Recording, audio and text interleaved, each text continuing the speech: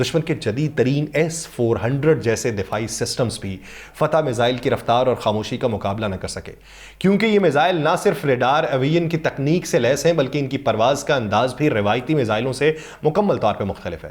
اور پاکستان کی تیار کردہ یہ ٹیکنالوجی اب صرف جنگی طاقت کا مظہر نہیں ہے بلکہ ایک ذہین ہتھیار بن چکی ہے جو بیک وقت متعدد اہداف کو نشانہ بنانے کی صلاحیت رکھتا ہے۔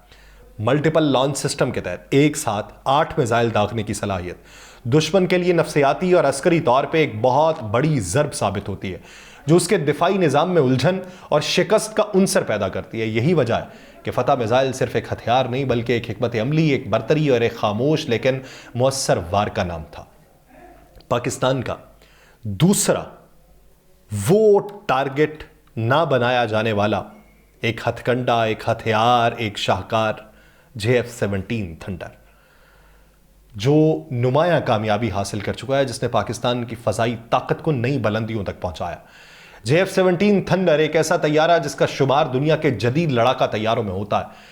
یہ نہ صرف ہلکا اور چست ہے بلکہ اس کی ایویونکس، ملٹائی رول صلاحیت اور ریڈار ایویژن ٹیکنالوجی دشمن کی فضائی نگرانی کو شکست دینے کی پوری صلاحیت رکھتی ہے۔ سب سے اہم بات یہ ہے کہ JF-17 تھنڈر سے داغا جانے والا ہائپر سونک میزلز آواز کی رفتار سے کئی گنا تیز ہوتا ہے، جس کی رفتار اور کم بلندی پر پرواز کرنے کی خصوصیت دشمن کے جدید دفاعی سسٹمز کو ناکام بناتی ہے۔ اس طیارے کے ذریعے دشمن کے سسٹمز کو تباہ کرنا ایک بڑی کامیابی ثابت ہوئی ہے جس نے نہ صرف بھارت کے فضائی دفاع کو چیلنج کیا بلکہ پاکستان کی فضائی صلاحیت کو بھی عالمی سطح پر اجاگر کیا۔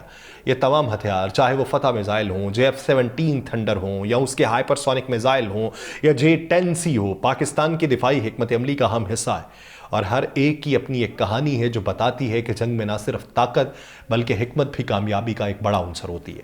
آپریشن بنیاد المرصوص کے دوران پاکستان نے بھارت کی اہم دفاعی تنصیبات پہ جو حملے کیے، ان کا اثر نہ صرف بھارت کی فوجی طاقت پہ پڑا بلکہ اس کے دفاعی سسٹمز کی کارکردگی کو شدید نقصان پہنچا ہے۔ پاکستان کی فضائیہ نے JF-17 تھنڈر طیاروں کے ذریعے بھارتی S-400 دفاعی سسٹم کو تباہ کیا، جسے بھارت نے اپنی فضائی دفاعی صلاحیتوں کا ایک اہم ستون سمجھا تھا۔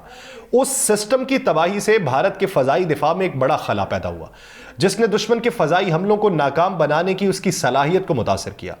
اس کے بعد پاکستان نے پٹھان کوٹ ایئر فیلڈ پہ حملہ کیا جو بھارت کا ایک اہم فوجی ایئر بیس تھا۔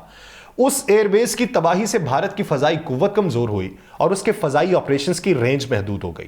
اسی طرح پاکستان نے سری نگر ایئر بیس اور جالندھر ایئر بیس پہ حملے کیے جو بھارت کے اہم فضائی اڈے تھے۔ ان حملوں نے بھارت کی فضائی قوت کو نقصان پہنچایا اور اس کے فضائی حملوں کی صلاحیت میں خلل ڈال دیا۔